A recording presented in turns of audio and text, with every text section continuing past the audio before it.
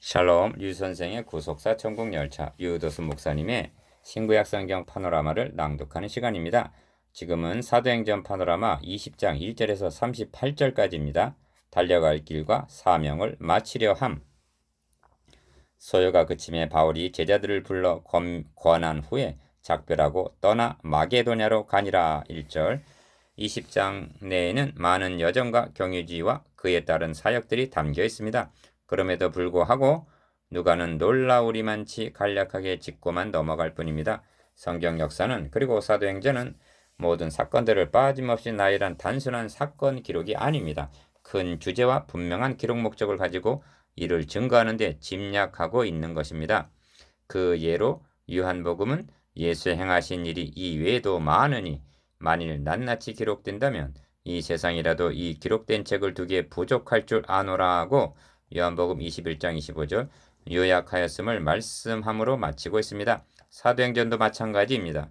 주제와 기록 목적에 의해 요약하고 있는 것입니다. 이 점에서 주제와 목적은 분명히 구분하여야만 합니다. 설교에는 무엇을 전하고자 하는가 하는 분명한 주제가 있습니다. 또한 이 설교를 왜 전하는가 하는 분명한 목적도 있어야만 하는 것입니다. 앞에서도 언급한 대로 사도행전의 큰 주제는 하나님 나라입니다. 25절에서 보라 내가 너희 중에 왕래하며 하나님 나라를 전파하였다고 말씀합니다. 사도 바울의 1, 2, 3차 선교 여행은 하나님 나라 전파라는 한마디로 요약이 된다 하겠습니다. 그렇다면 사도행전을 기록하여 우리에게 주신 목적이 어디에 있습니까?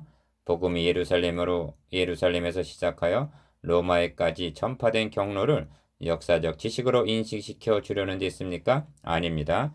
저는 20장이야말로 성령께서 사도행전을 기록해 하셔서 우리에게 전해주신 목적이 분명하게 드러난 장이라고 믿습니다. 그것을 나의 달려갈 길과 주 예수께 받은 사명을 마치려 하면은 이라는 24절 말씀에서 찾을 수가 있습니다. 그렇습니다. 사도행전은 분명 성령 행전입니다. 그러나 성령께서는 종들을 들어 역사하십니다. 그리고 그 종들에게는 각기 달려갈 길이 있으며 주 예수께 받은 사명이 있는 것입니다. 바울 사도는 나의 달려갈 길과 주 예수께 받은 사명 곧 하나님의 은혜의 복음 증거하는 일을 마치려 하면은 나의 생명을 조금도 귀한 것으로 여기지 아니하노라 하고 말씀합니다. 그리고 그는 생명을 바치면서 내가 선한 싸움을 싸우고 나의 달려갈 길을 마치고 믿음을 지켰다고 선언합니다. 디모데후서 4장 7절. 이제 바울은 자신의 사명을 완수하고 구속사의 무대에서 퇴장했습니다. 지금은 구속사의 무대에 여러분이 서 있는 것입니다. 그러한 여러분에게 바울이 달려간 길과 사명 그리고 선한 싸움을 어떻게 싸웠는가를 사도행전을 통하여 보여주심으로 격려와 용기를 주시고자 함이 기록 목적이라 여겨집니다. 바울 사도는 너희에게도 같은 싸움이 있으니 너희가 내 안에서 본 바요 이제도 내 안에서 듣는 바니라고 말씀합니다. 빌립보서 2장 30절. 그런 의미에서일까요? 사도행전에서는 복음 진리를 도라고 표현하고 있음을 봅니다. 부활에도 4장 2절, 생명에도 7장 38절, 주에도 18장 25절, 하나님에도 18장 26절, 믿는도 24장 24절 등 모두 15번이나 나옵니다. 이는 모든 사람들이 믿어야 할 도요, 주의 종들이 달려가야 할 도인 것입니다. 주님께서는 예루살렘으로 십자가를 지시러 올라가면서 아무든지 나를 따라오려거든 자기를 부인하고 날마다 자기 십자가를 주고 나를 좇을 것이니라 하고 말씀하셨습니다. 누가복음 9장 23절. 여기 자기 십자가를 지고 예루살렘으로 올라간 한 사람의 마지막 발자취가 있습니다.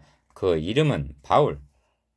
첫째 단락 1절에서 16절 예루살렘으로 급히 감. 둘째 단락 17절에서 38절 바울의 고별 설교.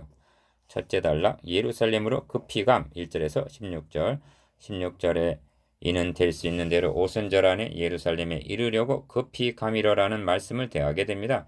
그런데 이를 설명하기를 보라 이제 나는 심령의 매임을 받아 예루살렘으로 가는데 라고 말씀합니다. 22절 매임을 받아 이것은 자신의 의지 결단에서 나온 것이 아니라 어떤 강력한 힘에 의하여 인도되고 있음을 나타내는 말입니다. 바울은 지금 예루살렘으로 인도함을 받고 있는 것입니다. 이 점에서 누가가 먼저 기록한 복음서에서 예수가 성천하실 기약이 차감해 예루살렘을 향하여 올라가기로 굳게 결심하시고 한 누가복음 9장 51절 말씀을 상기하게 됩니다. 예수님께서는 보라 우리가 예루살렘으로 올라가노니 저희는 채찍질하고 죽일 것이니 하고 누가복음 18장 31절에서 33절 예루살렘에서 순환 당하실 것을 말씀하셨습니다. 그의 자취를 따라가고 있는 바울도 보라 이제 나는 심령의 매임을 받아 예루살렘으로 가는데 거기서 무슨 일을 만나는지 알지 못하노라. 오직 각성에서 내게 증거하여 결박과 환난이 나를 기다린다 하시나 나의 달려갈 길과 주 예수께 받은 사명 곧 하나님의 은혜의 복음 증거하는 일을 마치려 하면은 나의 생명을 조금 더 귀한 것으로 여기지 아니하노라고 22절에서 24절 결박 받을 뿐 아니라 예루살렘에서 죽을 것도 각오하고 있노라고 말씀합니다. 21장 13절 사도 바울은 우리에게 말씀합니다. 내가 그리스도를 본받는 자 된 것 같이 너희는 나를 본받는 자 되라. 고린도전서 11장 1절. 여러분, 다음은 우리들이 응답해야 할 차례입니다. 여러분의 대답은 무엇입니까? 안식구 첫날에 우리가 떡을 떼려 하여 모였더니 합니다. 7절. 이는 예수님께서 제자들과 함께 최후의 만찬을 드신 장면을 연상케 합니다. 모인 사람들은 바울을 비롯하여 본서의 기록자인 누가와 소바더, 아리스다고, 가이오, 디모데, 두기고, 드로비모와 사들에서 5절 그리고 3층 루에서 떨어진 유두고 등이 있었습니다. 바울이 이튿날 떠나고자 하여 저희에게 강론할새 말을 밤중까지 계속하며 합니다. 무슨 말씀을 강론했을까요? 유두고가 졸음을 이기지 못하여 3층 루에서 떨어져 죽는 불상사가 일어난 것은 분명 인간의 연약함에서 기인된 것입니다. 그러나 사람들이 살아난 아이를 데리고 와서 위로를 적지 않게 받았더라는 12절 말씀은 오히려 이 사건으로 인하여 저들의 믿음과 결의가 약해지기는커녕 더욱 견고해지는 계기가 되었음을 나타냅니다. 사탄은 파괴하려 하나 하나님은 합력하여 선을 이루심을 대하게 합니다.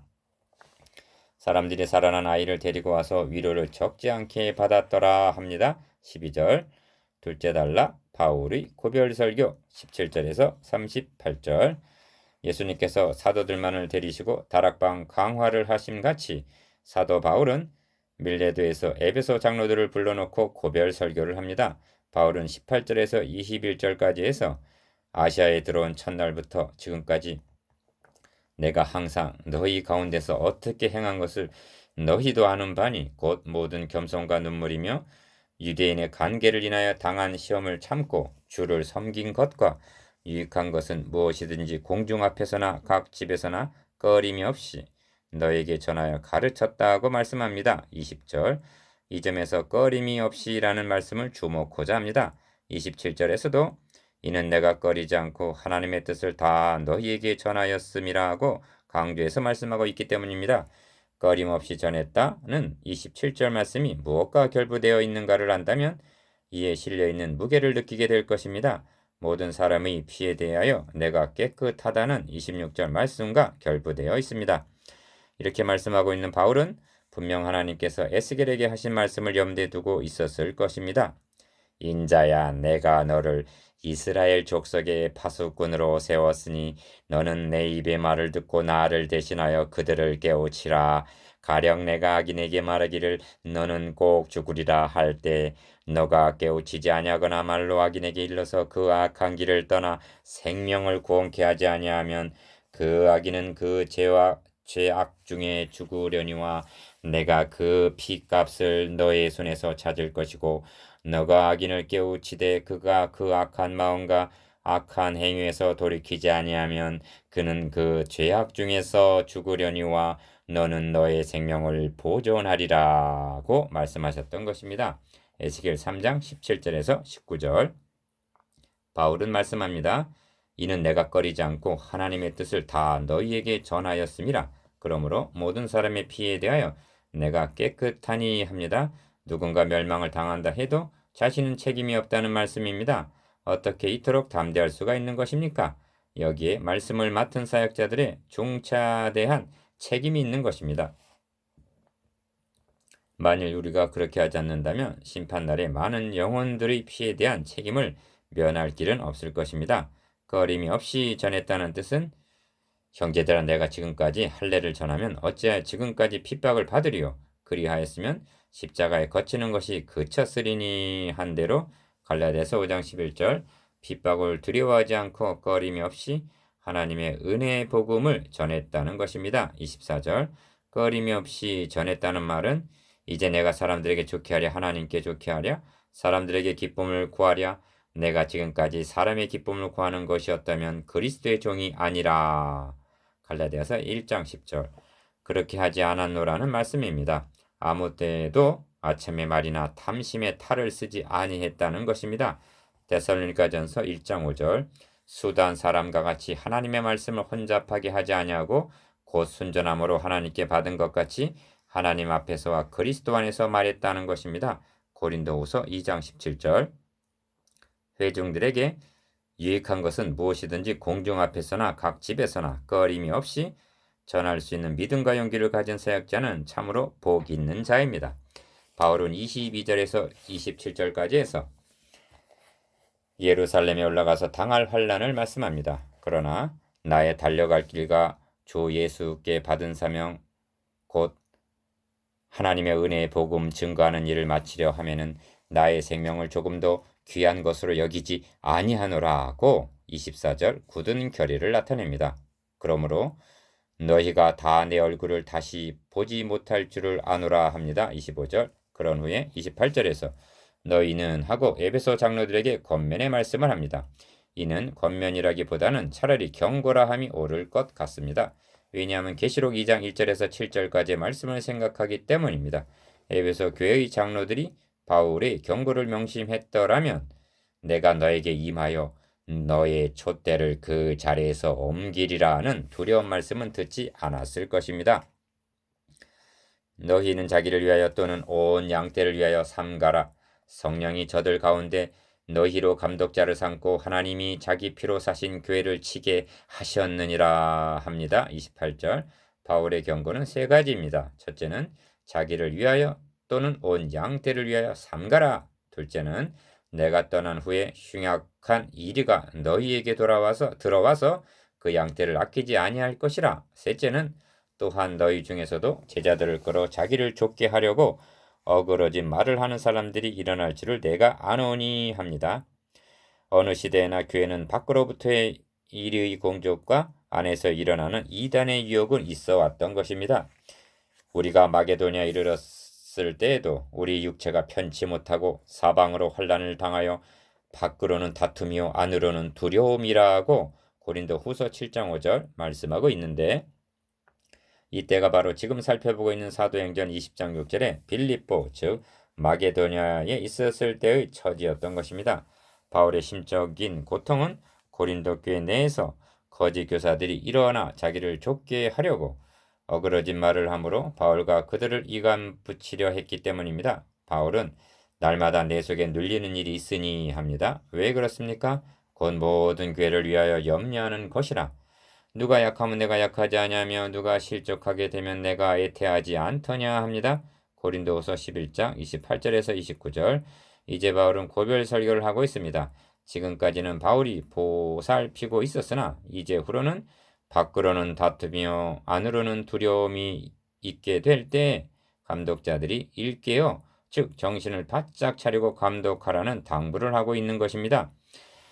지금 내가 너희를 주와 및 은혜 말씀께 부탁하노니 합니다. 사도는 교회를 감독자들에게만 부탁한다고 끝을 맺고 있지 아니합니다. 감독자와 주의 말씀께 부탁하고 있습니다. 그렇다면 감독자와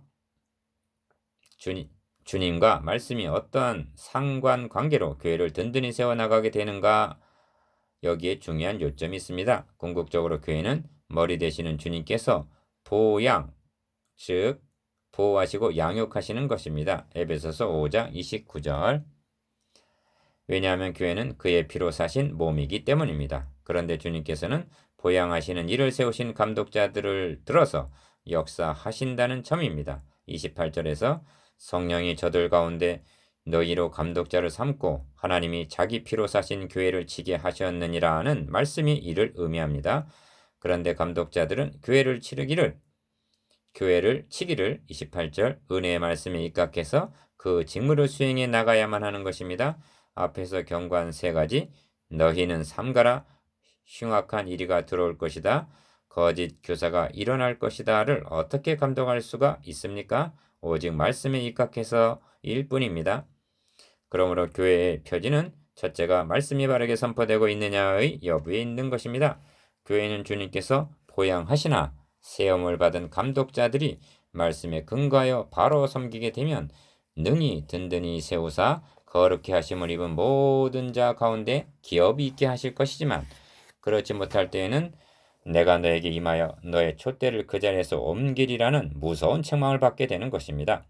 여기에 감독자인 장로들의 직무의 영광스러움과 그 책임의 막중함이 있는 것입니다. 바울이 33장 35절을 말씀함은 자신을 내세우기 위한 자랑이 결코 아닙니다. 감독자로 세움을 입은 자는 어떠한 자세로 섬겨야 하는가를 모본으로 제시하고 있을 뿐입니다. 그리하여 감독자들로 하여금 다시 한번 경각심을 불러일으키게 하기 위해서인 것입니다. 이 점도 주님께서 보이신 모본의 길을 그대로 따르고 있다고 여겨집니다. 주님께서는 잡히시던 날 밤에 제자들의 발을 씻기신 후에 말씀하셨습니다. 내가 너희에게 행한 것 같이 너희도 행하게 하려 하여 본을 보였노라. 요한복음 13장 15절. 달려갈 길을 마치게 될 때 본으로 제시될 수 있는 삶이란 참으로 복된 삶이 아닐 수가 없습니다. 그러므로 바울은 고별 설교를 또 주 예수의 친히 말씀하신 바 주는 것이 받는 것보다 복이 있다 하심을 기억하여야 할지니라 하고 35절 말씀을 마치고 있는 것입니다. 이 말씀이 복음서 어디서 인용한 말씀인가? 바울 자신에게만 하신 말씀인가로 고심할 필요는 없습니다. 이는 섬김을 받으려 함이 아니라 도리어 섬기려 하고 자기 목숨을 많은 사람의 대속물로 주려고 오신 주 예수 그리스도의 모든 말씀과 본을 끼쳐 그 자취를 따라오게 하신 베드로전서 2장 21절 모든 삶을 한마디로 요약한 결정체인 것입니다.